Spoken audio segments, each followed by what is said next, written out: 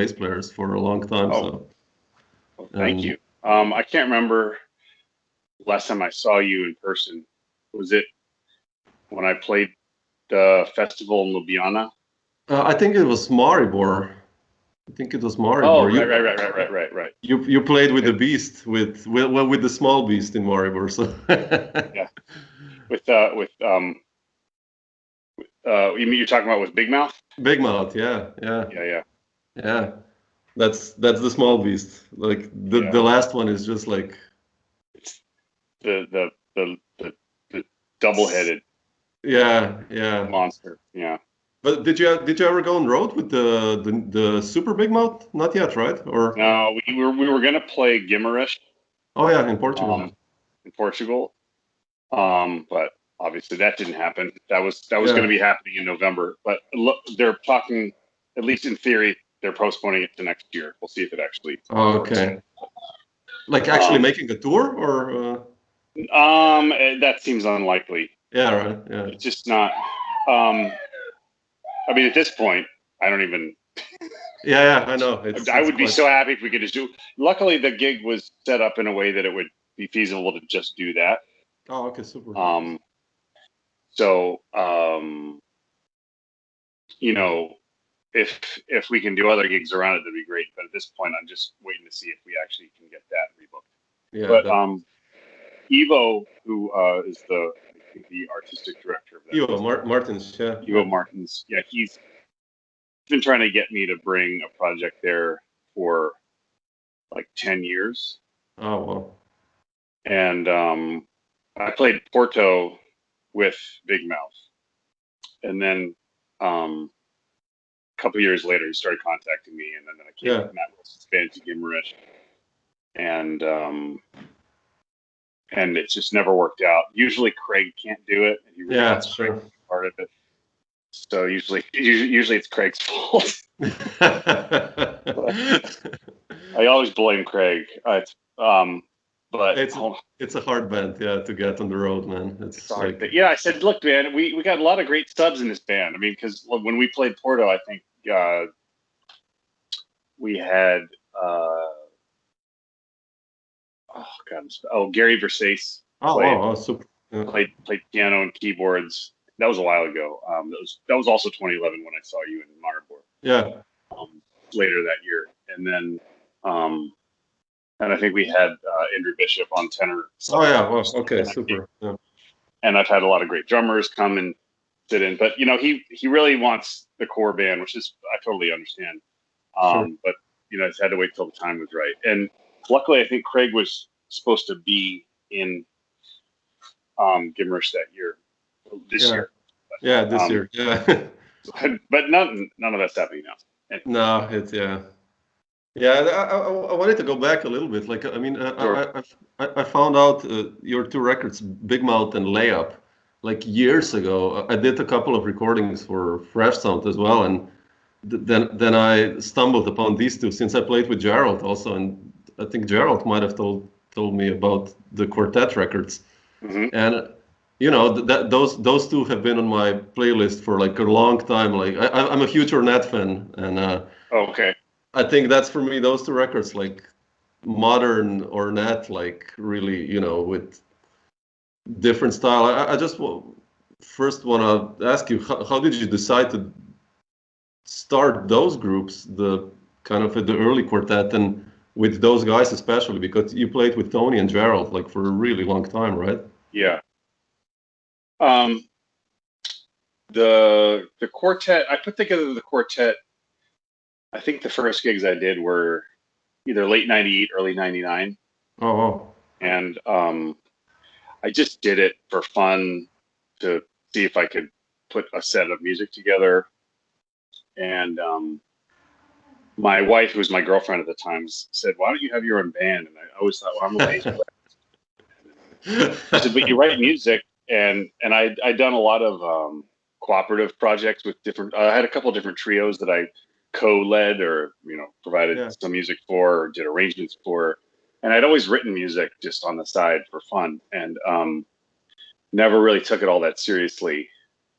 Although which is weird though, because I actually tried to study compositions in a semi-formal way in really? college. Then as soon as I moved to New York, I thought, well, I'll just do it in conjunction with whatever I'm doing as a improviser, bass player, performer, whatever.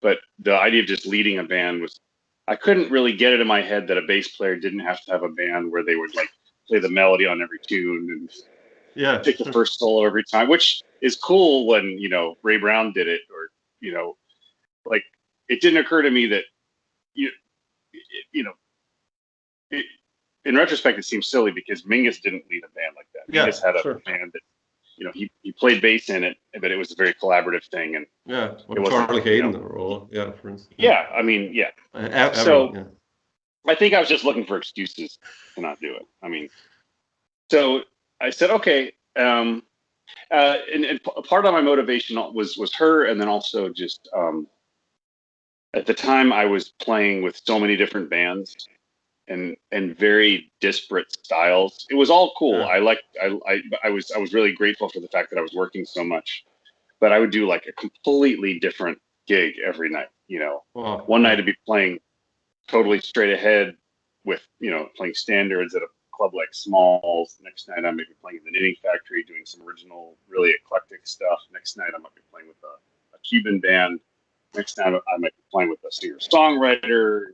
Next night I'd be playing free, you know, and it was great. I mean, that's what I wanted. That was one of my plans if I had one to move to New York. I just wanted to be able to play with a lot of different zones, and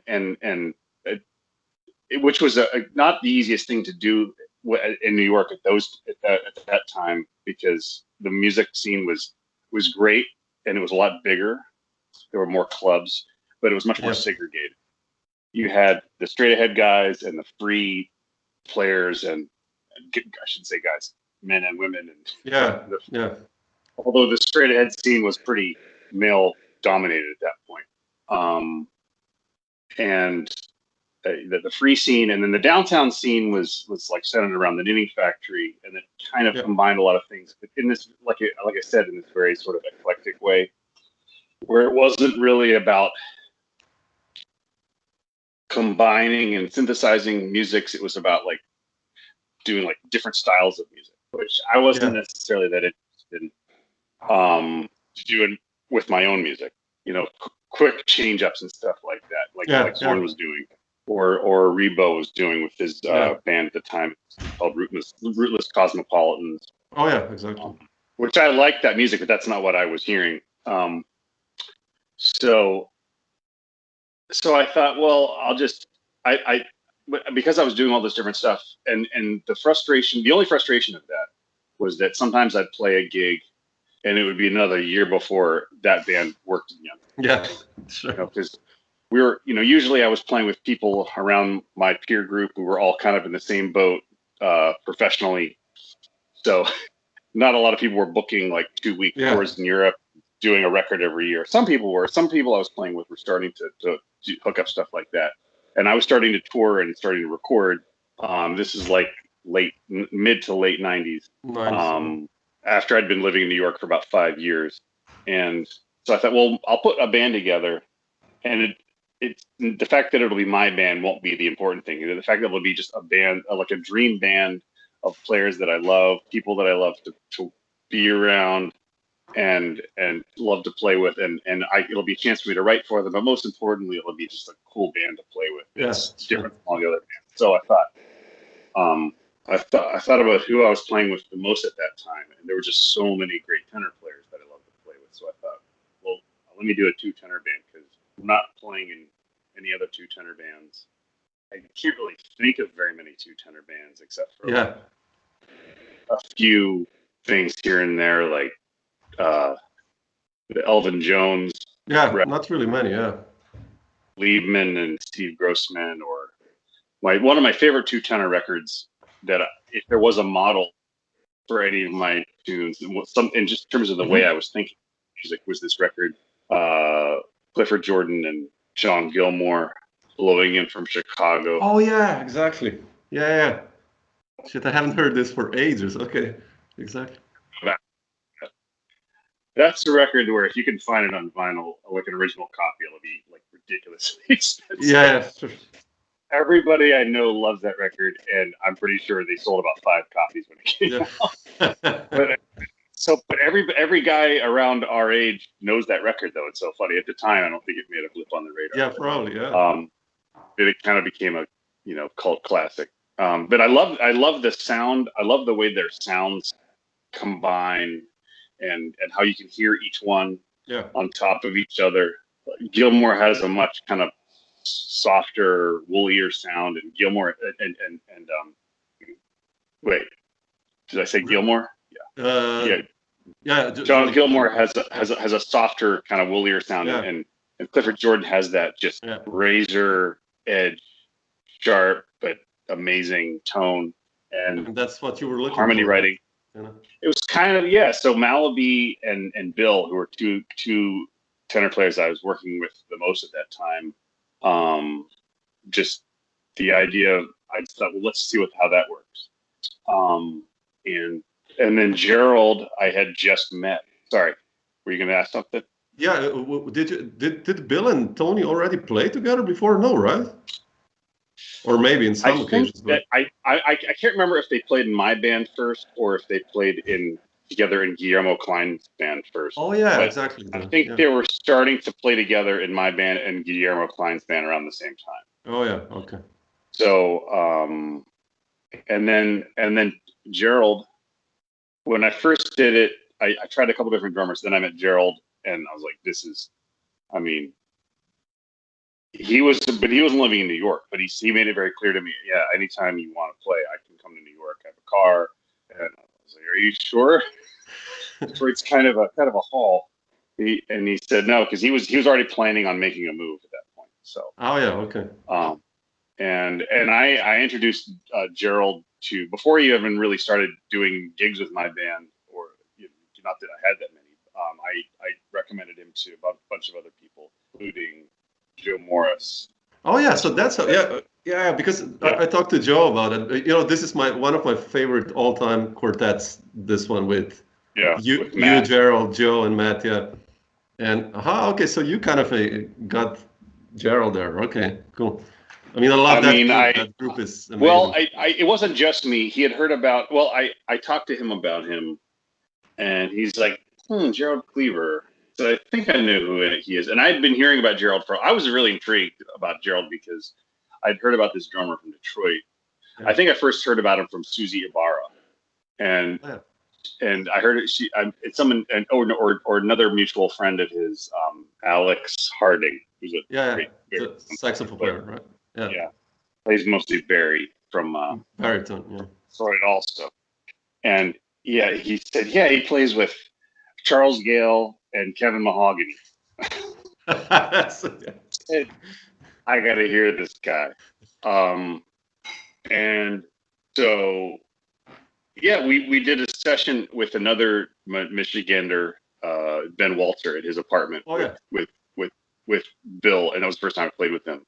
And just the way, knowing that he played with Charles, and then hearing the way he could play standards, and hearing his sound, I was just getting to the point at that point where I really was becoming aware of sounds and how they combined and how they affect everything, especially the relationship between a drummer and a bass player, the way their sounds combine. Just hearing his sound combined with my sound, I was like, this is really promising, and his feel, everything, just his vibe, you could just feel there was something very special going on, and but that was the only time I played with him before I recommended him to Joe. And then Joe did a gig at Stephen Jorg's house, who's the guy who started Fidelity.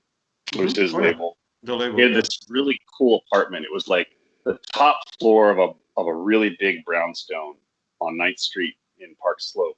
But it was all set up almost like a loft. It was huge. It was like one giant living room, like a great room that combined with the kitchen.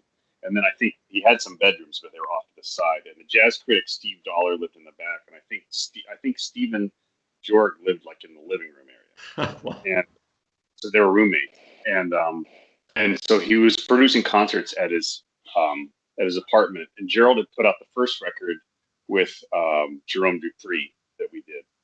that I was on anyway. He did another quartet record with another bass player, but then he hired me, and Jerome was already in the band, and he did Cloud of Blackbirds on that same label. And then he wanted to do another record, and Jerome was not available because he started playing with the band Morphine again, which he was in originally.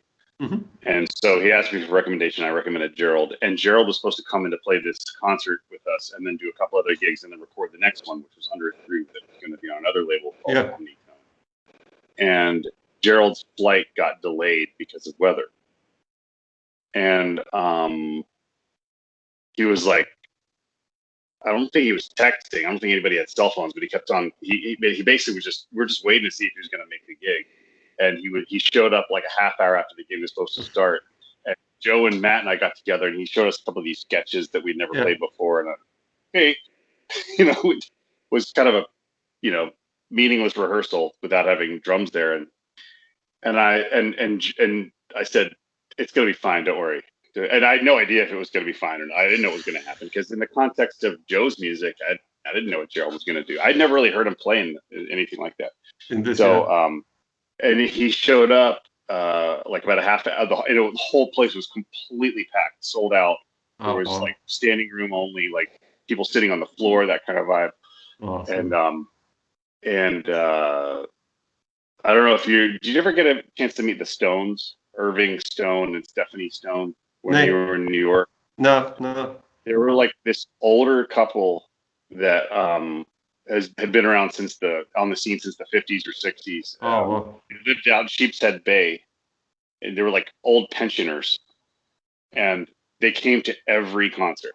Seriously? Every single show, like that was either like on the Lower East Side that William was doing or Zorn was doing, like the whole Lower East Side downtown scene. They went to every single show. Wow.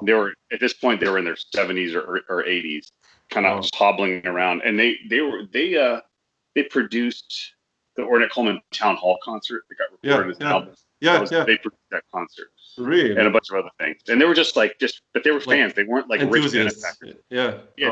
He was like he worked for the Postal Service or something, and she was like a social worker or something. They were just like fans. They lived out in Sheepshead Bay, which is, I don't know if it's way out by Coney Island, past Coney Island, and they would take the subway in every night to see shows. So they were there, and so Gerald shows up and just completely threw down, and just Joe. I remember we're playing, and I'm like looking over at Gerald, and I was like, oh my God. And then I look over at Joe, and he's like, what's going on? That's so cool. I don't know what's happening. I was like, exactly. So yeah, that was a fun night. That was a very memorable night for me. Oh wow. So then the cool thing about having that was then I was like, okay, now I don't know what I'm gonna write, but I have a very much clear idea of the kind of stuff that I can write for my band. And as a drummer like Gerald, you can do anything, and it's going to work. He can play. He can deal with the drums in any way that you can really possibly imagine. And then what he does will be the opposite of what you thought he would do, but it'll be better. He's that kind of. So that was a huge catalyst in me wanting to do more stuff with my band and writing. Yeah. Because Gerald has been basically on every album you did, right? I think, or on almost every. Everything except Super Ed. So yeah, exactly. Oh yeah, exactly. So what I wanted to ask you about those first two records. So okay, like you mentioned, like the two tenor idea, but how did you write the music, or in general, how do you write music? Because if we go to the quartet, you have like so many, complex lines. Mm-hmm. Yet it's really almost you can sing the melodies, like, I mean, the grooves are like, okay, it's like an 11 or like it's constantly changing, but the melodies are really singable, at least for me. I don't know. Do you compose on bass or on keyboards, or how do you approach a composition? Both bass, keyboards, or guitar. I sometimes feel like the last guitar. Records are as if it's written on a guitar, as something. It's weird. I'm always trying to strike a balance when I'm writing between trying to discover something that I don't know. Yeah. Try to trick myself into, because I'm so my keyboard skills are pretty limited. But if I just put my hands down, I'll hear something, and then I'll be able I to. love that too. Yeah. But it's harder for me to develop. I don't have a lot of facility at the keyboard, so it's hard for me to like develop things melodically. So guitar is helpful for that because it's sort of semi-familiar from being a string instrument, and then I'll also make enough mistakes that I'll find something that is much more interesting than I can think of on my own. Yeah. And so that's sort of that's a big part of my practice when I'm writing. But then a lot of it is also using, at this point, I wasn't doing it back then, but at this point, since those first 2 quartet records, I started doing a lot of sequencing, like in Logic, like most people, and doing a lot of writing directly into that. And then okay. Not even thinking about what the notes are most of the time, and just trying to find sounds that work. And then later on, I basically have to transcribe everything into Sibelius or write it down. And so it's a combination of approaches. And sometimes I have to like shut the computer off and just get out some manuscript paper, and I'll go over here to like on Wurlitzer and just map everything out, because the problem with Logic is it's so easy to just record an idea, and then next thing you know, you got this giant mess. Like, at least in my case. Yeah, I know what you mean. But and I mean, but that was down the road. That's more like SuperBigmouth was sort of the ultimate version of that in terms of the way I wrote. But as far as the quartet went, it was all pretty much just manuscript paper and sitting at the Rhodes at the time. I had a Rhodes back then, and I would be writing, and like something like the first song, Layup. Layup, yeah, I love I that. think on Layup, thanks. I'm glad that on that song, I pretty much came up with the first A section with the bass line. I thought the chords sounded kind of cool, like as a bass line, but I could hear the harmony, but I didn't want to have, obviously I wasn't going to have the harmony mapped out on a chordal instrument. And so then I just heard the melody line, and I wrote the melody line down, which I don't usually like to write that way. I had a composition teacher that said, never start with a vamp and then write a melody on top. Really? He was a classical composer who was really, and he was like, he's much, he was like pianist and composer, and coming out of like George Crumb was his mentor. But also kind of like George Crumb, coming out of the sort of like post-romantic approach to harmony.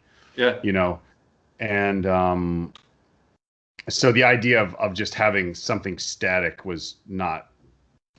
But having that sort of in the back of my brain all the time is helpful, because I'm always wary when I start to write like that. I'm always wary, so I try to get off of it. But then I recognize sometimes, that's what I'm hearing. So sometimes grooves, and it's fun.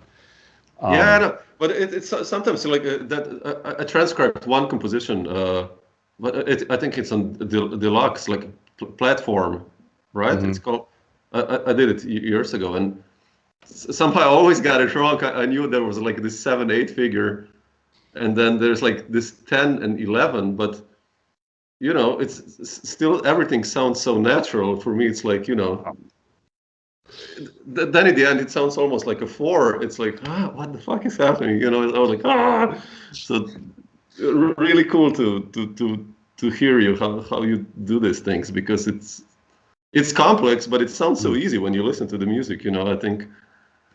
Yeah, I mean, I try not to think about things like time signature when I'm writing. I just I go for the idea, and whatever the idea is, that's what it is. But I'm not usually thinking, I'm going to write something in 7. But sometimes it comes out in 7. And sometimes I'll write something like, oh man, what is this? And then I'll write it all out. It's in 4/4. Yeah, sure. Yeah. So anyway, and so that was sort of like a mixture of like doing that sort of thing that I was told not to do with the vamp idea. It's not really a vamp because it's a long form. Long form, yeah. And then I realized, oh, well, I can just take a melody and have a section repeat and then have the melody start in a different place. I don't have to worry about, like, that's what I do with the second phrase. Like, there's a little rest at the beginning of the vamp at the beginning when it comes around again. And then just playing with the idea of beginnings and endings of phrases, and then using relatively familiar elements. To me, that's like one of the cool things about that, like, really good songwriters do. Like, rather than thinking of it in terms of composition with a capital C, I was at that point I was listening to a lot of pop songwriting, starting to listen to a lot of pop. I still do now, but I was just starting to get back into listening to a lot of rock music, a lot of pop songwriting stuff that I was into when I was younger, but not at the time. I wasn't really checking out what songwriters were doing. I was really looking at it from the perspective of being into bands and what the bass player was doing, and bands like Yes and Led Zeppelin and Cream and whatever, The Who, which is like my big obsession. Not really checking out. Not really checking out like the songs so much, like understanding why I like the songs so much, analyzing the songs. So like when I went back to when I started writing music for that band, I was just starting to analyze songs and what works, why things work melodically, and how the relationship between melody and harmony and counterpoint. And I was starting to understand, at least I was, maybe I was wrong. It was occurring to me that like melody and harmony aren't really different things. They're just kind of two sides of a coin. It's all counterpoint, A bass line will apply a melody and a harmonic thing at the same time, and a melody will do that as well. And and this obsession with chords that jazz musicians get into, I think, it's not that I don't think it's a good thing to worth checking out, but I think that there's a hierarchy given to them sometimes. I agree. That can be, for me anyway, it was counterproductive. And when I stopped thinking about it so much, I found like the harmonic aspect of writing started coming into my playing more. I mean, into my writing more. Because that was something that always kind of tripped me up. People would I'd get obsessed with certain harmonic ideas, and then I'd try to apply them to writing, and it just didn't. They just sounded like abstract concepts. And spelling a chord. Yeah. Just having a chord symbol could be anything. Yeah, sure. A C major 7 chord could sound like anything. It's not really a thing, really, when you think about it, because all the different ways you could deal with it as a C7 chord. Yeah. And so just getting away from this sort of like idea of notes being like that. Vertical harmony stuff, which is not, again, I'm not saying it's not valid and cool and interesting and important, but just putting it sort of aside for a while when I was trying to write music was helpful for me. But did you know that you're writing? I mean, like when I write tunes, I try, I don't know, if I would write music knowing that Gerald is playing, I would kind of try to write that style. Did you already know that you're going to have Tony, Bill, and Gerald, when you wrote those tunes? Yeah, and it wasn't like, I got to write for them. It was the fact hearing their sound in my head just helped me write. Yeah. It was like, now I'll do this. And when you're not writing when I'm not writing for a group anyway, I don't know how anybody else feels, but when I'm not writing for a group, it's hard for me to just write a piece. Yeah, that's what I wanted to ask you. I cannot do that as well. I mean, I always need a project. I mean, something that I know, I don't know, this guy is on the saxophone and I know how he plays, and that's so much easier, right? Yeah, I think it's probably true for most people. I mean, that was Duke Ellington's whole idea, is that he'd write for specific players, and I just think it makes it easier to just imagine things or just conjure up ideas and then shape them. Definitely, yeah. And but in terms of Gerald, I mean, I wasn't like, I mean, sometimes I'll think Gerald's going to sound great on this, but he's going to sound great on everything. Yeah. So I'm not really, I'm not worrying about that. It took me a while, a couple records to get that concept though. Now it's just a given, but yeah, that's true. But the other thing at that time was that as I was doing that band and playing with him with Joe, there was about 6 other bands that were starting up that had me and Gerald in it as a rhythm section. Yeah, that's what I wanted to ask you. So that's how you met Craig, also, or no? Through Gerald, or no? I met Craig before Gerald. I met Craig. I'd heard about Craig from a bunch of different people who went to University of Michigan with him. He's from Minneapolis. Yeah. But I knew about him from a couple of people who went to University of Michigan, and I didn't know at the time that I knew Reed at the time, but I didn't know that he and Reed. I don't think I made the connection that he and Reed grew up together. Yeah. And I didn't know who Dave King was yet. He wasn't on the scene yet. But I met Craig through. I actually met him the first time again through Alex Harding and Susie. We did a session at Alex's place, and he came over, and he had just moved to New York, I believe, within the last year or two, and I knew about him from James Carter's band, and sure. I like a bunch of people that I knew that went to University of Michigan who talked about him, that I was playing with at the time. Yeah. So I met him technically before Gerald, but I didn't really play with him except for that one time until after I met Gerald. Yeah. And I think what happened with that was that I was playing a week with Joe's band at the old office at the Knitting Factory. They had a club that used to be the office. That's that album, right? At the old office. Oh yeah, right. Yeah. Right. So when we did one of those weeks, we did a bunch of weeks there. It was great. And back then, there was like so many situations like that where a band could just do a residency, not have to be famous enough to play at the Vanguard. Yeah. But so Gerald and I did weeks with my quartet too a bunch of times, and but Joe's band was playing at the old office, and Craig came to see us like every night. Oh, really? Oh, wow. And at that point I knew him, and then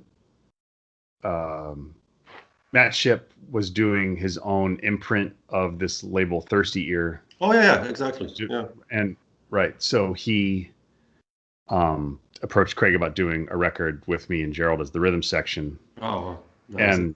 And Craig said, "Oh yeah, I was already thinking about doing that anyway." So that's how the Light Made Lighter record. Yeah, that's such a cool record, man. Wow. So yeah, there was that record, and a record that this guy David Sayers did, and Ben Walzer did a record with me and Gerald. There's like 6 records that came out in the next year between that and the Joe stuff and my quartet. Yeah. Where we were just doing a lot of recording, not that many gigs outside of playing in New York. We weren't doing a lot of touring, except for a couple little mini tours that Joe did. But we're just doing a lot of local gigs and a lot of recordings, me and Gerald. But with the quartet, you never came to Europe, right? Or did you? No, right?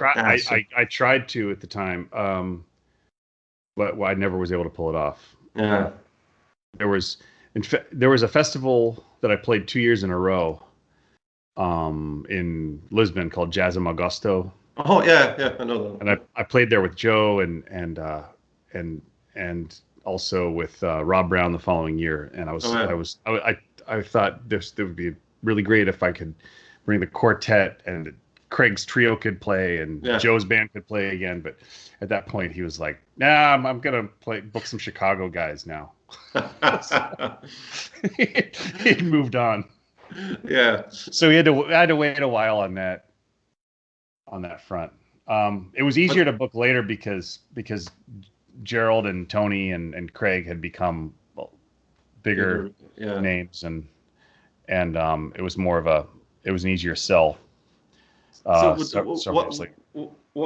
then the decision? I mean, it was a great decision. Sorry, don't get it. Now I sound really bad, but how come you added, like Craig to the quartet? Like, was this kind of a natural thing that occurred through gigs, it was just Well, so we did the Light Made Lighter record, and then he never booked any gigs.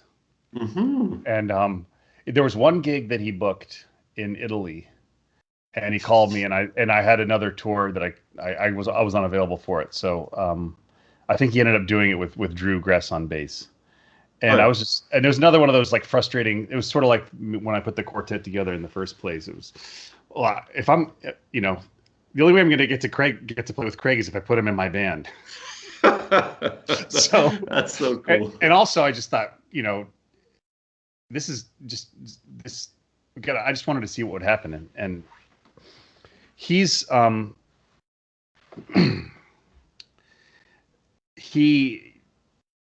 it wasn't really about having a piano player. It's just about having him in the band. So, okay. It was just, the music for me just kind of exponentially grew at that point.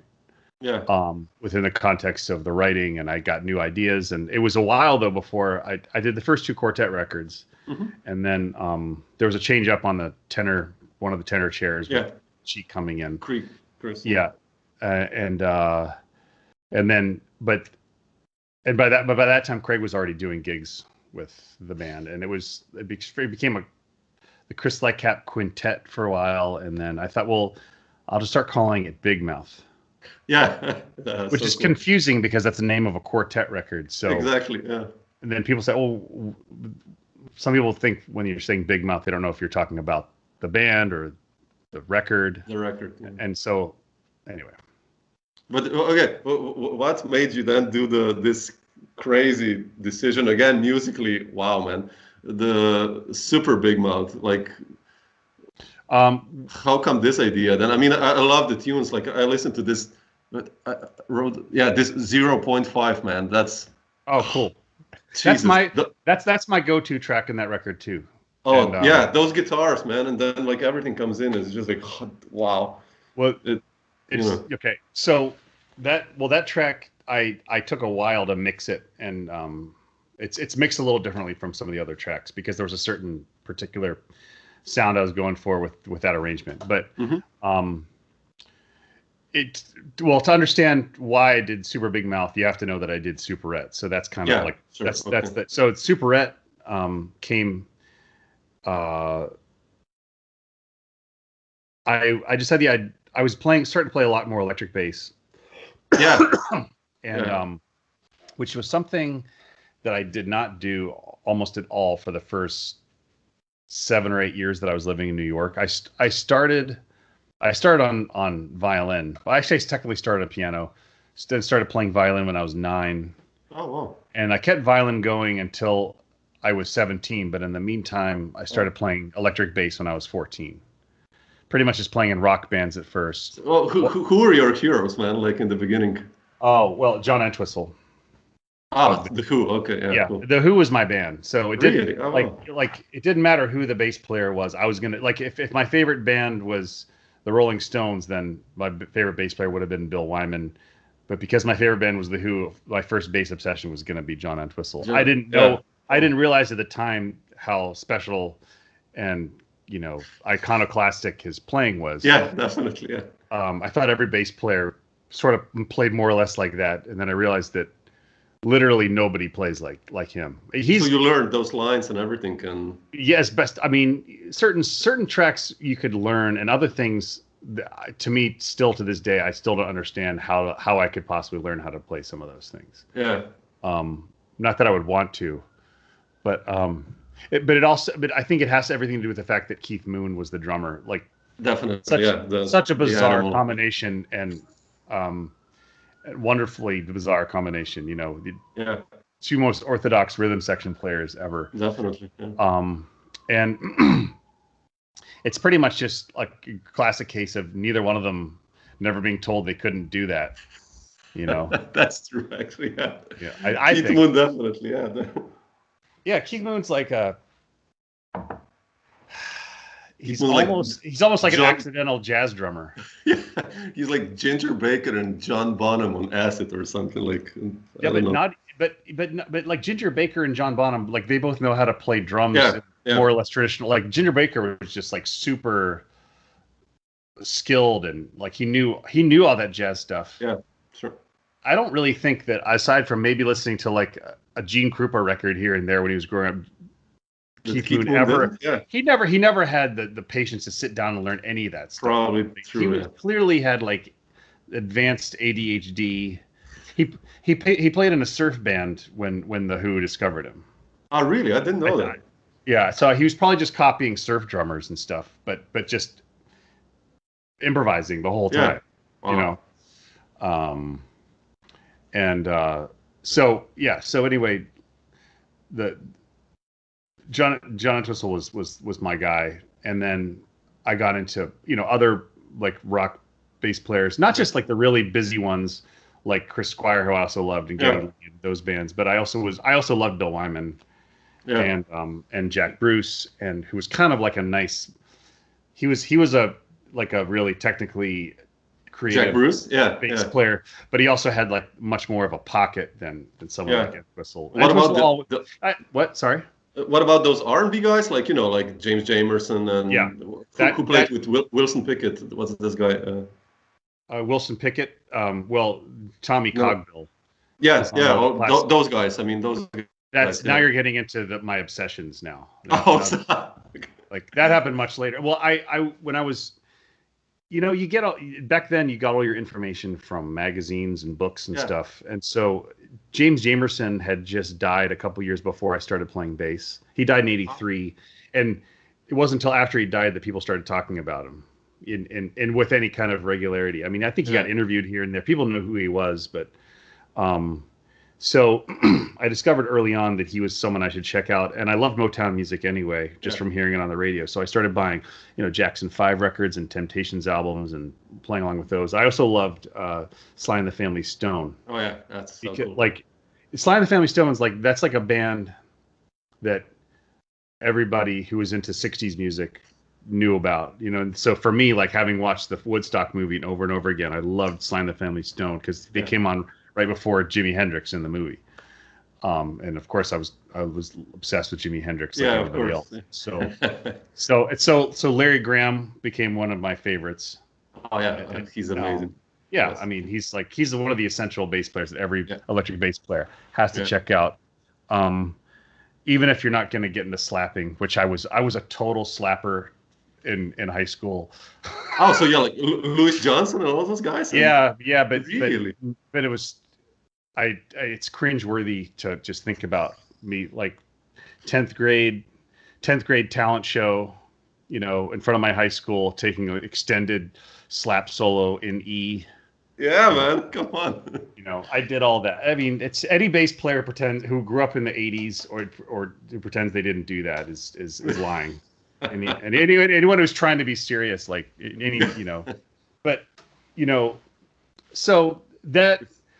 But Jamerson and then and Duck Dunn, I was into those guys at the time, and I wasn't really aware of. And Chuck Rainey, those are the section players I was checking out. Oh, yeah. And then, but later on, more recently, I got into Jerry Jamot, who was on a lot of the Atlantic stuff. Jerry Jamot, yeah. And I'm actually Facebook friends with Jerry Jamot. Yeah. He seems like and I've seen him in interviews, and he seems like the coolest guy ever. Oh, and really? He seems to have had kind of a resurgence to his career. He was playing with Greg Allman for a while, and I think he had kind of fallen off the scene for a while. And then and when not long before Aretha died, she called him up and had him play with her on the David Letterman. Oh, really? Oh, wow. Yeah, she did that Adele song, that Rolling in the Deep. Rolling she did in a cover. the Deep, yeah. And she had Jerry playing, bass, and she had Whitney Houston's mom, who sang backup on her records. Oh, I have to check this out. Okay. What's her name? Sissy Houston? Yeah, Sissy Houston. So I became, later on, I got really into Atlantic soul records, and so the guys, just all the players, the drummers, and on bass it was Jerry Jamot that I was first trying to check out, and then I discovered Tommy Cogbill after him. Yeah. And he's to me he's like up there with James Jamerson and all those guys. The underrated guy probably, because not many people know this guy. So he had a very strange career because he was from Memphis, but he's but then he went to Muscle Shoals to do a bunch of sessions, but just some very specific stuff, mostly the Wilson Pickett stuff. Yeah. So Funky Broadway is a classic bass line that he did. That was for Muscle Shoals. But then, okay. I don't know if you saw the Muscle Shoals documentary. No. Yes. Is it online or? I think so. It was a really like big production movie, like high production values, like very big budget documentary movie. And he had everybody in it. Like Aretha was in it, and I think Wilson Pickett was interviewed. Like some early Wilson Pickett interviews are in it and stuff. So they had there was a falling out that Aretha's manager / husband had with the guy who owned Fame Studios in Muscle Shoals, and he had this band that Tommy was playing in, and so they secretly flew everybody up to New York, that band that was doing those sessions, to finish her record in New York, and they just started flying them up routinely to do more Aretha records and more Wilson Pickett records, I think, and King Curtis albums and stuff. So he did a lot of stuff in New York. And then he finally settled back in Memphis and was at another studio called American Sound Studios, where they did like the Elvis stuff and Dusty in Memphis and all that stuff. So So anyway, he's sort of like one of my little side obsessions. Like been transcribing stuff. Really? Yeah. Cool. He's heavy. He's heavy, man. He's like he's like the Wilbur Ware of R&B bass playing for me. That's a good one. Because he does all these weird things because he was a guitar player. He does all these weird things with his bass lines based on the fact that he was a guitar player, and like all the stuff that he did as a session player and guitar. So anyway, getting off track. But yeah, those were my guys on electric bass. And then I was doing electric and violin from when I was like 14 till 17. And then at 17, I started playing upright bass. Oh, wow. Okay. And then by the time I got to New York, I was just super focused on upright, and electric was just something that I'd put more or less aside. Like I would get called to do a wedding gig every once in a while, but I felt like a fish out of water because I was so just far away from that sonically But it sounds really great on the records now. The sound, I mean, it's like slight crunch fuzz sound. Yeah. Well, that's because I got way back into it. I kind of found my way back into it. Oh, okay. But in a way that made sense for me musically, and I found a couple projects that I really enjoyed playing in, and I found certain instruments that I like to play, and I had to just kind of work out a sonic approach that got me back into electric bass and hear the right records. Yeah. So like around the same time that I started discovering people like Tommy and also Carol Kay, another great session player, sure. I started getting a lot more deeply back into the electric bass. It was around 2001. Okay. So by the time, I think about 10 years later, I was doing like sort of 25% electric to upright. In terms of the work I was doing, but again, not doing it that consistently. And I thought I'll put a band together where I can play bass guitar, and just like a guitar band, and not even worry about whether it's a jazz group or not. It ended up being a much more rock sounding project. Yeah. I had the good fortune of getting a grant opportunity to record that band, and I had Nels Klein, Nels Klein and John Medeski play on it, and by the time I did, that's cool. Hi. He's getting treats. Frankie's completely asleep. I'm boring her to death. No, come on, man. Well, I'm like this, man. You're like so much fun to listen to this stuff. I'm just like, good. An audience of one. Good. Well, that's no.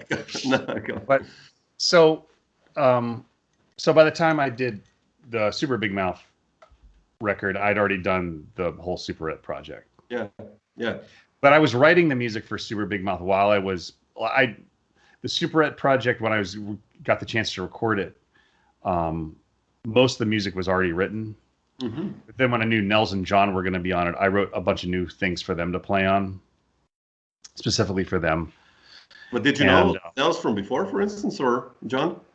I met John before Nels. I met John in around 2013. Oh, okay. Because he was on a Matt Wilson. I played in Matt Wilson's quartet. Yeah, sure. Yeah. And John played on one of his records as a guest, and so, and then we did a lot of touring with him.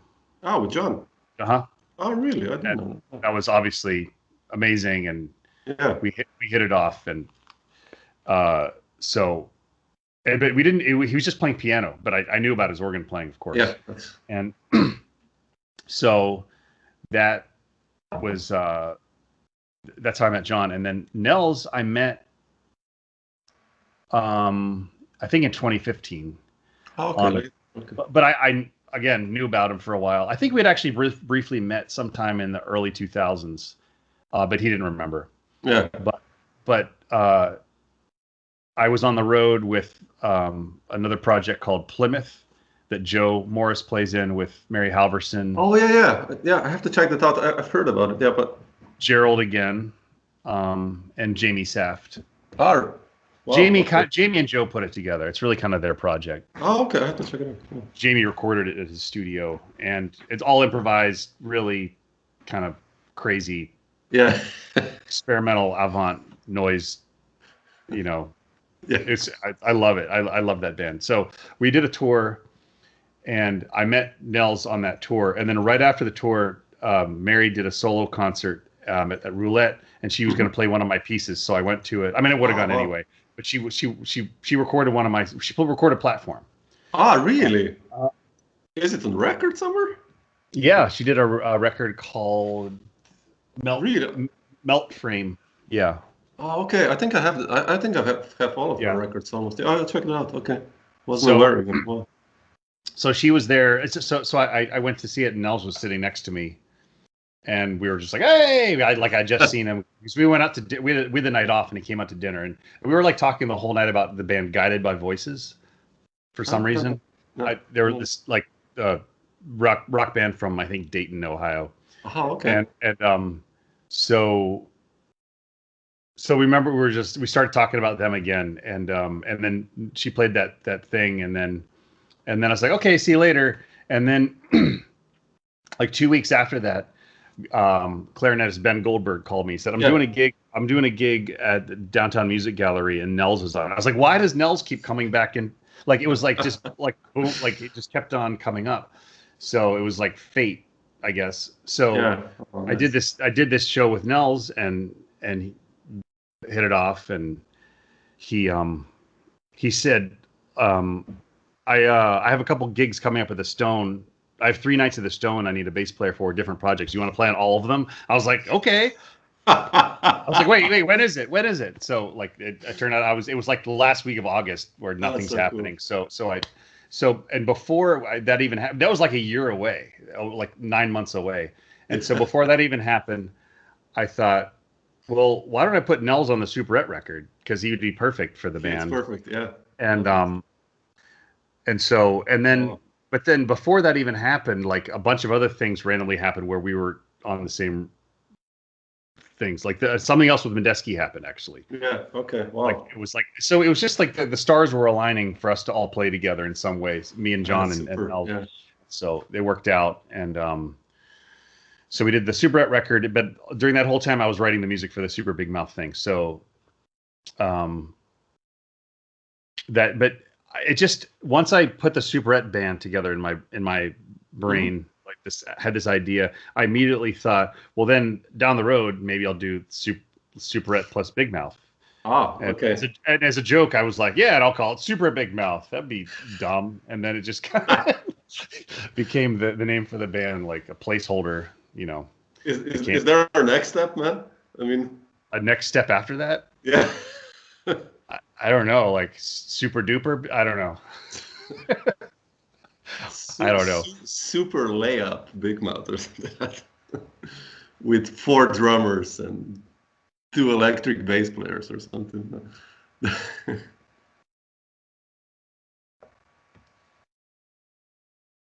Oh wait, I lost you, Chris. Oh really? Oh no, you're here. Okay, super good. Just froze. No, just kidding. But that would be cool. I mean, it's like already this is a huge animal. So, right. But yeah, I wanted to ask you just one since we were talking before about the songwriting. I'm a huge fan of his. Glenn Hans, like you played with. I'm sorry, you broke up. I didn't hear what you said. Yeah, I read in your biography that you played with Glenn Hansard. Oh yeah. Yeah. I record. I'm on a Swell Season record. Really? Yeah. I mean, I'm a huge fan of his. You know, how did this happen? I mean, just through Chad Taylor. He was playing with this band Iron and Wine. At the time. Oh yeah, I love this band. Yeah, they're great. I knew about Iron and Wine because my wife and I went to see them. Well, we had records of theirs, and they're so around the time that we had our first kid. I remember we were listening to a lot of their stuff, like trying to calm our nerves about having our first kid. Like his first couple records, the really acoustic stuff. Yeah, that's amazing. And I thought he was a great songwriter. So anyway, Chad started playing with them, and I was like, "Wow, that's crazy! You're playing with Iron and Wine." And then, and Chad and I were playing together. I knew Chad from the '90s when he was a student at the New School, and we would play a lot of bebop gigs around the East Village together. But then we'd be playing standards. Usually, and then during the breaks we'd be talking about Henry Threadgill and Fred Hopkins and the art ensemble. And I was like, you're not the normal. It was another situation like Gerald. Like you're into some other stuff that I'm not used to getting to talk about. Drummers who can really tip, as we say. Because he's had such a nice feel on the ride cymbal, and then he's talking about Andrew Cyril. Well, Andrew Cyril does too, but anyway, it was cool. And so we hit it off, and then he moved to Chicago, and I didn't hear from him again for a while. And then he moved back to New York, and we started playing together again. We were playing with Rob Brown and Angelica Sanchez, and he did a record with me and Angelica, and then he called me up one day and he said, "So those guys from this band, the Swell Season," and I didn't know who that was. He said they're doing a record up in Connecticut, and they need a jazz. They wanted like a jazz rhythm section to play on a couple songs. So I said, "Cool." So I didn't know. I looked them up, and I realized he was the guy from that movie Once that was just everywhere. I know. At the time, says, "Oh, he's that guy," because I just seen that movie, and so we went up there, and they want us to record for 2 songs in 2 days, and it was me and Chad and Glenn, and all the rest of his band was gone. Marta wasn't there. It was a guitar player named Javier Mas who played, who plays with Leonard Cohen. I was like, hey, I was like asking him did you play with Glenn all the time? And he said, "Oh no, I play with Leonard Cohen. I've been on the road with him for 5 years." So I was like, "Oh, cool." So and then a keyboardist whose name I can't remember offhand, who I think went on to produce some of Glenn's stuff later. But anyway, I went up there. We went up there to do 2 songs in 2 days, and we did the 2 songs, and then we're just like sitting around. I said, "Well, what else do you want to?" He said, "Like we were just waiting to see what else they wanted us to do." And then he said, "Well, I have about 5 songs that I want to put upright bass on. You want to do it?" And I said, "Okay, great." So he brings up I just sat there. Everybody else is just sitting around. He just had me sitting there doing. He said, "Great, let's do another one." He brings up another song, boom, boom, boom. And then he said, "Oh, let's try something with a bow." And I did a thing where I overdubbed 5 things in the bow. And he was like, "Oh man, wow. I love all this. This sounds great. Never put any of it out except for the 2 songs that we were there to record." Oh man, come on, that's a shame. No, but it was cool. It was fun though to just be in the studio with him, and he had such a great vibe, and oh man, what an amazing singer. And the songs are like. And it's so funny that you brought that up because no one ever asked me about that. But I was just talking to my friend Kirk today, Kirk Kanufsky, the trumpet player, about Javier, because he was listening to this Leonard Cohen record that Javier plays on. Yeah. And I said, "Oh, I played with him," and so I just sent him the track from that record. Oh, it's wow. like the I first have to night. check it out. Really, Just today, I was just texting him about it. So like, it's weird that it came up again because it's the first I've thought about that record in like 10 years. So I'm such a huge fan of these songwriters, Iron and Wine, and all this. I don't know. I listened a lot to Band of Horses lately. This group. Yeah. Mm-hmm. Yeah, sure. Man, it's and all these amazing guys, and I saw like Glenn Hansard. I was like, no, is this like a Wikipedia error? I went to your website, I checked like, like, but then no, okay. I said I have to ask you this. It's the last Swell Season record. I think it's called Low Rising is the name of the album. Okay, I'll check it out. There's two songs on there. Cool. Quite cool. I just wanted to ask you if you still have the energy to. Yeah, I don't have anything else to do. like you when you came to New York in the early 90s, I saw you played with Cecil Taylor, and then you did something with Archie Shepp, and I just want to know the story behind that, because it's Cecil Taylor big band, right? Yeah, there was a big band that Cecil Taylor put together, and he was doing rehearsals at the Knitting Factory, and basically it was an open audition, but it wasn't really an audition, like anyone could play.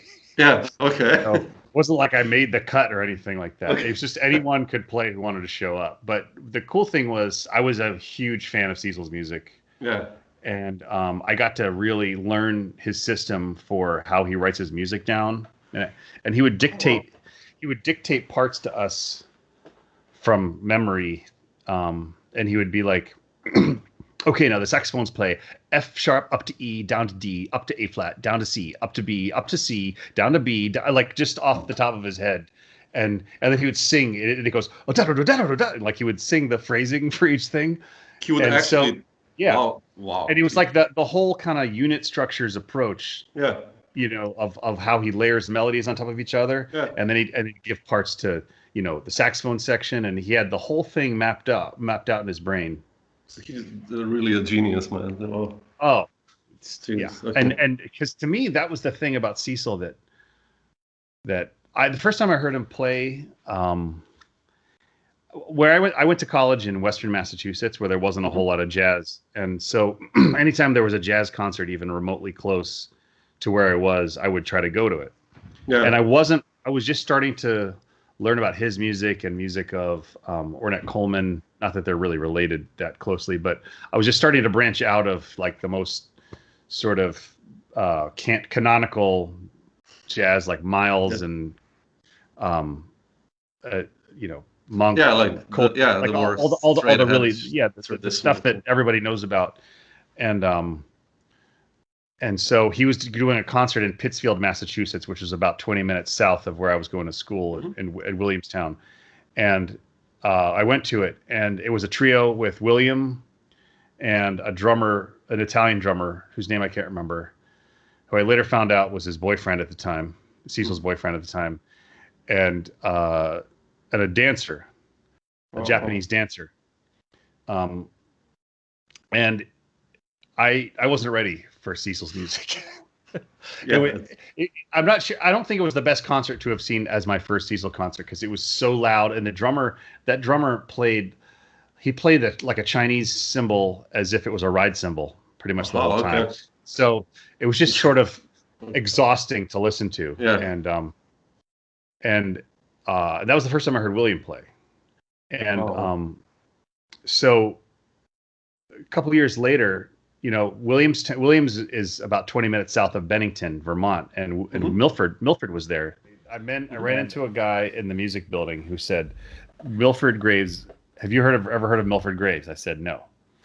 I was I think I was a sophomore in college, and he said, "Well, he's a really great." He called him a really great jazz drummer, and he's giving a workshop at Bennington, and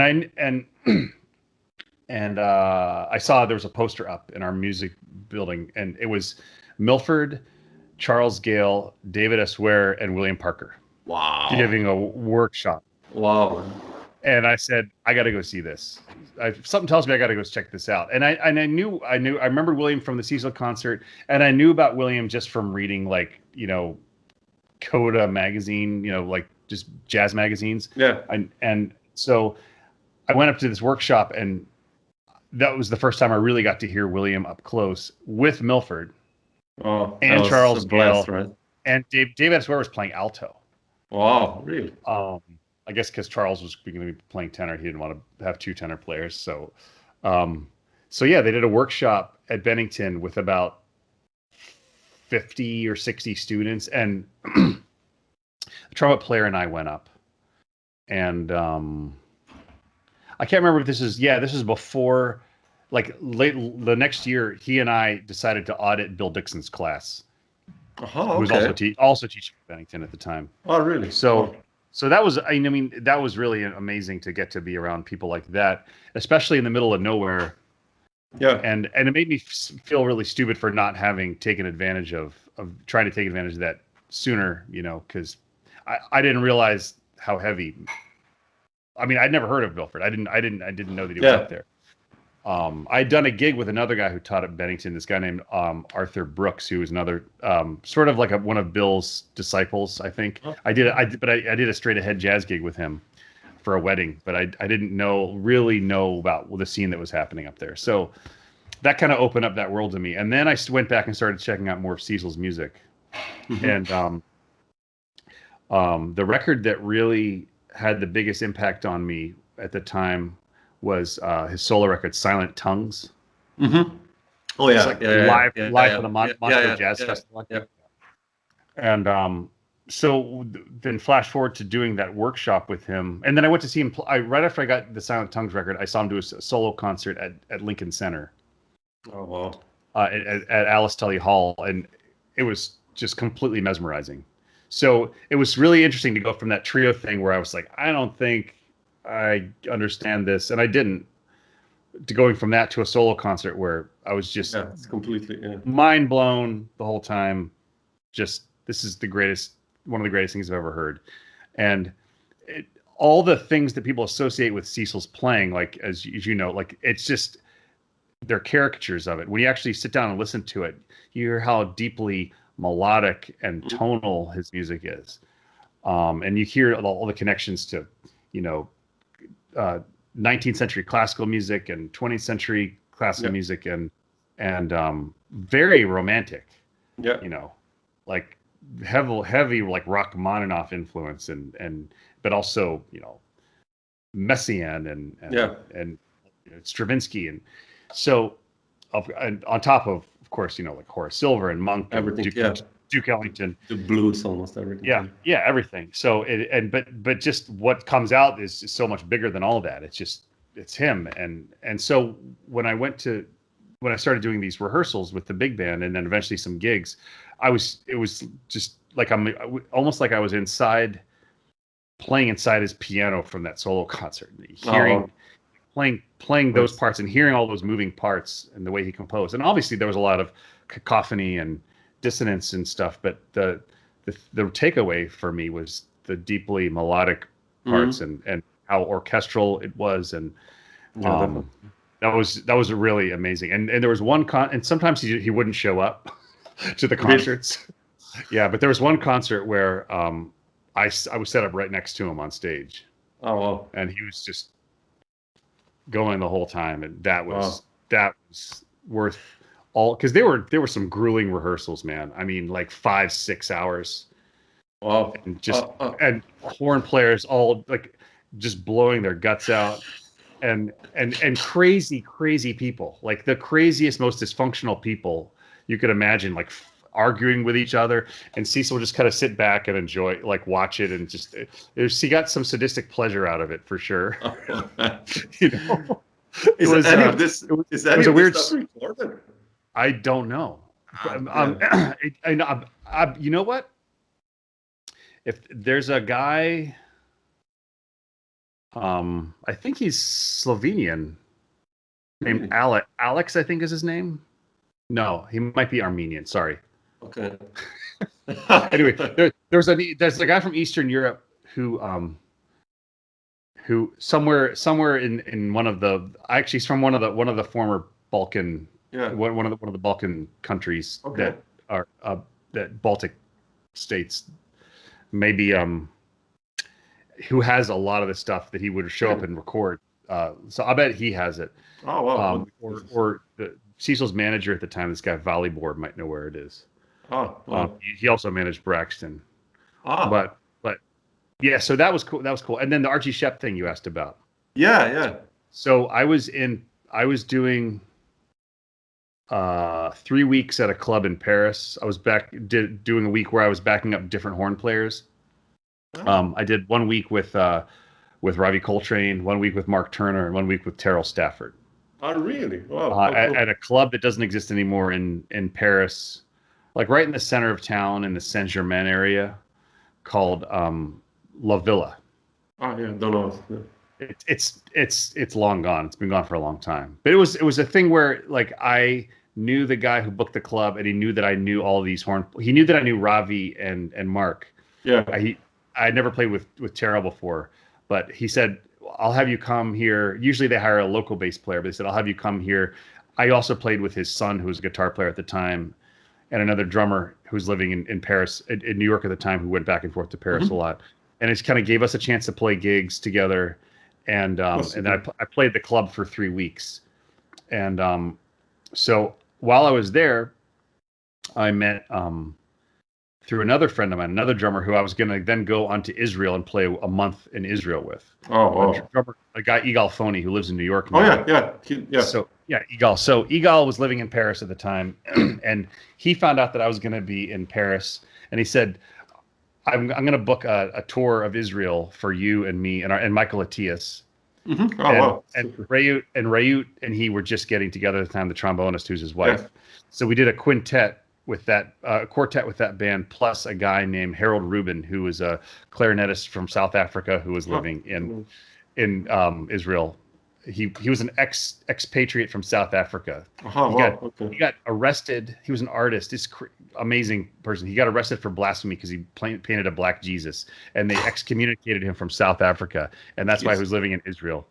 Wow, he was just unbelievable person. He was like an architect, artist, musician who knew Hugh Masekela and all those guys growing up, came up in that scene, like all those Duda Pakwana and all those dudes. Yeah. So So anyway, so it was an amazing 2 months. I was in Paris for a month, and then I did a tour of Israel for a month. I'd never been there before, playing like unbelievably fun music for 2 months. And so one of the things that I did in Paris is I was hanging out with Igal. We were playing, and he introduced me to two unbelievable drummers who were living in Paris at the time. Oliver Johnson from Steve Lacy's band, and I hung out with him. And also Sonny Murray, who was living in Paris. Ah, really? Oh, yeah, he was in Paris. Oh, yeah, exactly. So Sonny heard me rehearsing with Igal, and he's like, hey, man, do you want to do this concert with Archie Shepp I'm doing tomorrow? So I was like, okay. Because it was during the... I was working that night, but it was during the day. And so it was... so I went to play this concert in the big... Jardin des Tuileries, giant rose garden. Okay. And wow, with Archie Shepp and Sonny Murray, and Sonny was like, he was complaining about Archie the whole time. Like, I don't want to do this Archie Shepp thing, like, because he's going on to play straight ahead, and I don't want to do any of that. But somehow they got put together, but they weren't I don't know. It was weird politics. Okay. So it was like playing standards with Sonny Murray and Archie Shepp. It was interesting. Wow. But I got to play with those guys, so that was cool. Yeah, amazing, man. Oh, cool. Yeah, dude, I could talk now I could listen to you for another hour, but I can't. Don't be careful what you wish for.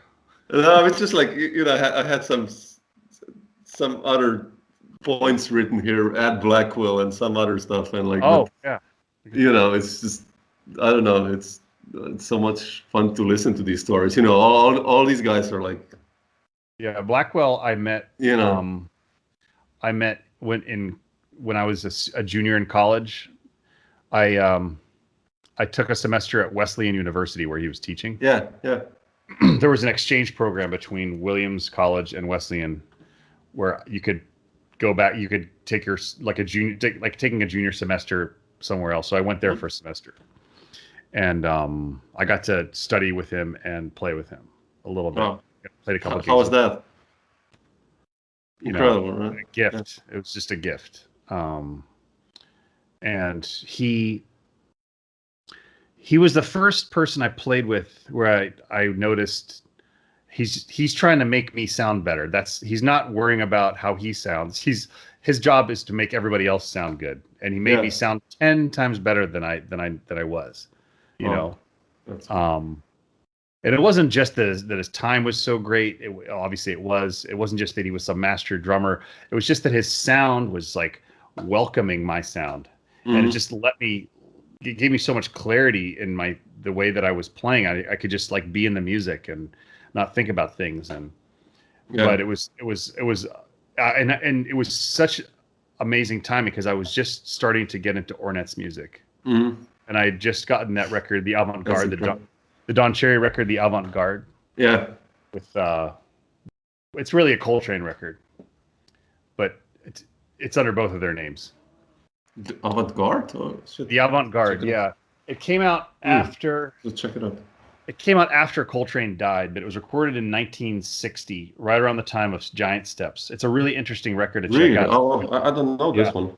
It's like right around the time of Giant Steps and My Favorite Things and Kind of Blue.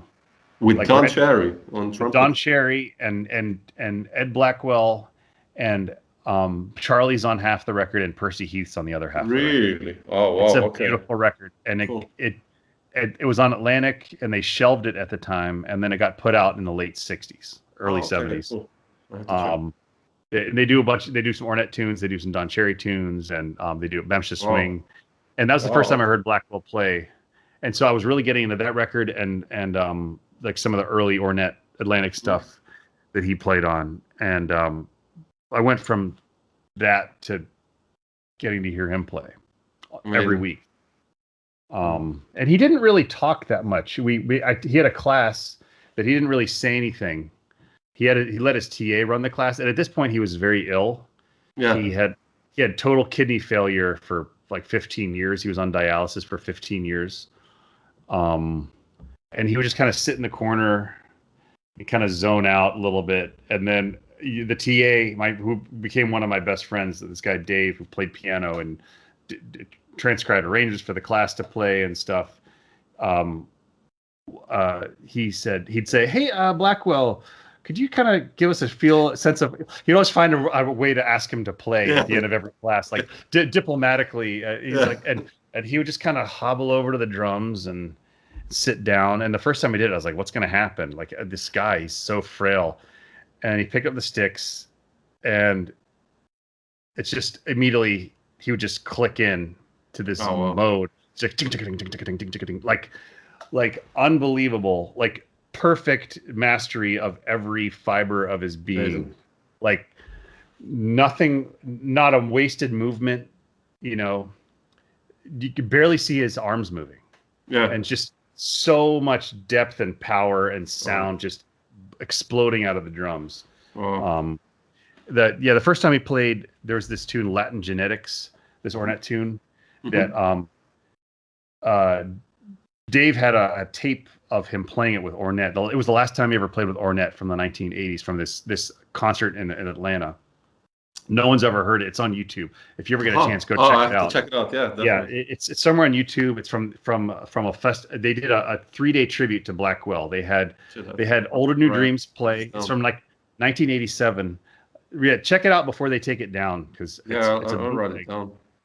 It was they did a 3-day festival. They had Older New Dreams play, and they had the American Jazz Quintet, and then they had the Ornette Coleman Quartet with Blackwell, Charlie, and Don.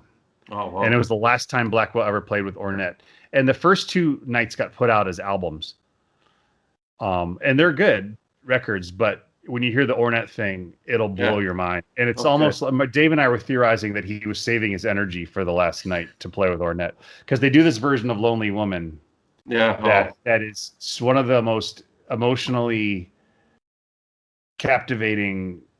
I cried the first time I heard it. I couldn't believe it.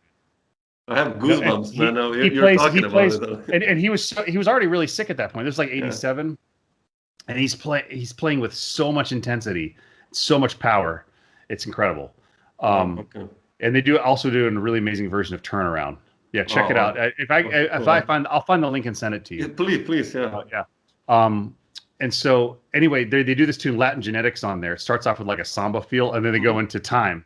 And Dave's like, can you show us how that feel goes on the head? I think that our drummers need a little help with that. So he did that thing where he sits down, he plays the tune, and it's this tune. It's like da da da da da da da da da da da. It's almost like a calypso or something, like a Sonny Rollins kind of thing. St. Thomas. Well, yeah. But then it goes into this crazy bridge, this super chromatic crazy bridge, and then they bring it back to the calypso, like da da da da da, and then they go into to time, and so Blackwell just did the whole arrangement just like they did it on the tape, and and when he went into the time, like I almost couldn't play. It was so. Just my bass getting to play with that beat, like it was that sort of like medium tempo, like ding ding ding ding ding ding, not super fast, but like a hard tempo, especially for me at that time. I mean, and I just understood. I just don't need to play that hard when I'm playing that fast. I need to relax. Like it was like 1,000 bass lessons all at once just from playing with it. Yeah, wow, amazing, right? So yeah, that was incredible. And then he'd call up Dave and be like, hey, like he was about to do the last time he played with Don Cherry was he did a week at the Vanguard, and he called up Dave and he said, I have to do a week at the Vanguard with Don Cherry, and I haven't played a gig in a couple months, and I really need to get back in shape. So would you guys mind coming over to my house and playing with me? So that played with him then? Yeah, and we were living in New Jersey. It was the summer after my junior year, and we all got an apartment in New Jersey so we could like drive into the city and see music. Yeah, it was that summer that he was playing with Don at the Vanguard, and so we drove up every day for a week to Connecticut, like 2.5 hours away, to play with him. Yeah. And we'd get to his house, and he'd be sitting there like watching MASH reruns, like eating SpaghettiOs. Oh my God, man, that's so so cool. we'd be like, "Hey Blackwell," you called him. You did not call him. You did not call him Ed or Edward. You called him Blackwell. Really? You never wanted to be called Mr. Blackwell, just Blackwell. Only his best friends called him Edward. No one called him Ed, or he hated Eddie. So well, yeah, sure. I called him Mr. Blackwell, and Dave said, just call him Blackwell. Don't call him Mr. Blackwell, and never call him Ed. I was like, no problem. So anyway, and he wouldn't have said anything, but he didn't. He made it known. So, and he'd be like, hey, you guys know this tune called The Sphinx? From the Blackwell. I don't think I've ever heard that one. It's an Ornette tune. It goes like this. He starts singing it to us exactly, note perfect. I mean, much better than I'm doing now. But like he would sing it exactly the way it was, and he goes, and then it goes to a bridge, and it's dapadoom babadoom baby. He'd sing the whole bridge. Wow. Just perfectly, and so he's like, so we learned it based on the way he was playing it. And on the drive back, Dave's like, I'm going to go to Tower tonight and buy that record. I'm try the record, find the record that the Sphinx is on. So we went that night. He got the first Ornette record. We had to figure out what record it was on. It was on the very first Ornette record, as everybody knows. But back then, people didn't know about Ornette's music very commonly. It was much more of an obscure thing. Now, like you talk to any kid out of jazz school, they're like, "Oh yeah, we played the Sphinx for my senior recital," but like this was not the thing back then. And so we bought that record, and we're just playing that record all the time. And that's an amazing album because you hear with piano, and Don Cherry kind of sounds like Clifford Brown with a hangover. Wow. like it's different, but hearing the way hearing. No, but I know what you mean. Yeah. And they're totally playing over the forms, and it's amazing to hear that transitional thing. Yeah. How cool, man. Yeah. And so then like after that week, the next week he played that whole week at the Vanguard with Don. Yeah. And so we got to hear that, and yeah. How cool. That was a fun summer. That was the first summer I was in New York, and I heard Dewey play at the Vanguard too, Dewey Redman. Yeah. Just this question. Do you remember the first jazz gig? that you saw? Yes. That got you like really like that got you really like wow, what was that? Well, it didn't get me really like. I mean, I liked the concert. It was an Ella Fitzgerald concert. It was a free outdoor concert in Pittsburgh. Oh wow! And my parents were big Ella Fitzgerald fans, and they used to take us in to see the Pittsburgh Symphony. Mm-hmm. I was pretty young when they started doing that, and I was pretty young when we went to this Ella concert too. I was maybe like 10 or 11, and I remember thinking, I mean, I loved the concert, and Stanley Turrentine opened for her. Oh, really? Oh, yeah, that's cool.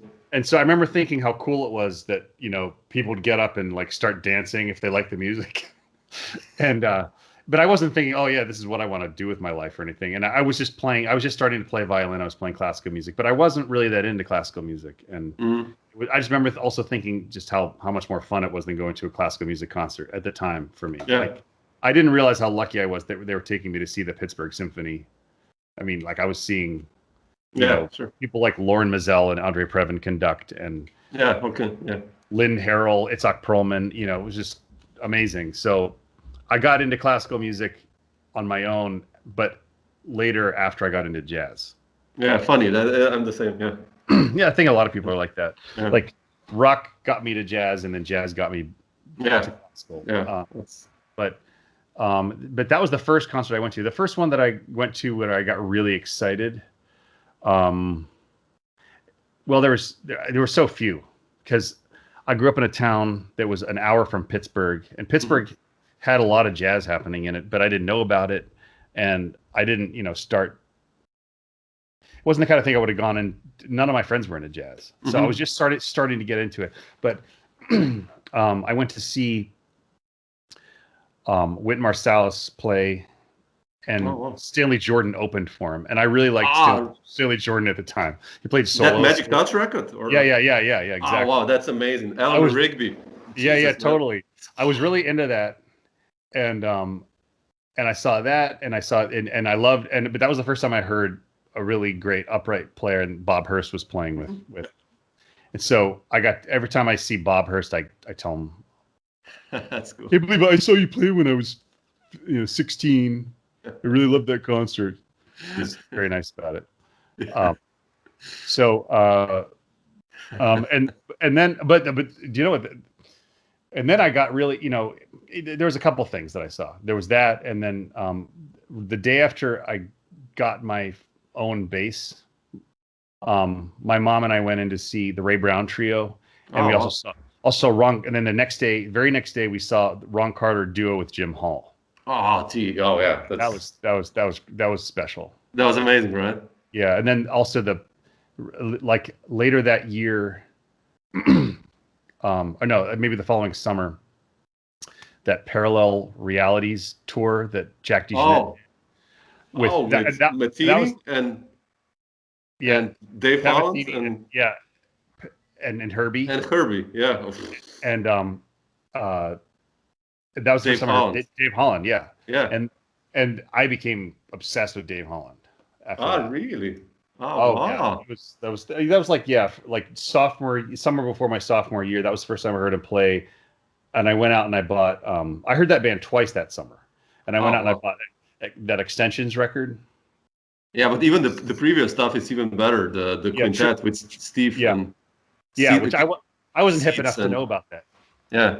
I was so limited in my listening. You got to understand. Like because I went from the small town to go into a college where, you know, I luckily would meet some friends who were much more into jazz than I was. Guys who didn't even play jazz, but they had jazz records and they knew more about jazz than I did. But the college didn't have a jazz program, and so I was just up to whatever I would kind of discover on my own. Yeah.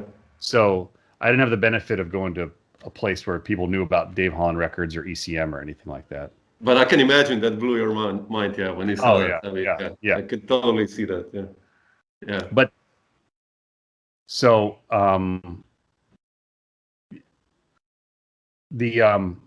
sorry, there's something going on over here. One of my kids is having a episode.